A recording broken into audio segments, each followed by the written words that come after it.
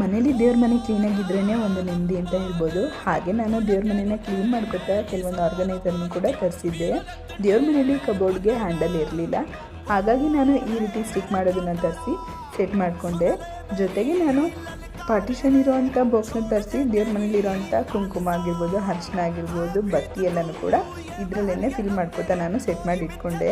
ಇನ್ನು ನಾವು ಯಾವುದೇ ಕೆಲಸ ಮಾಡಿದ್ರೂ ಜೊತೆಗೆ ಮಕ್ಕಳಿದ್ದರೆ ಕೆಲಸ ಹೇಗಿರುತ್ತೆ ಗೊತ್ತಲ್ವಾ.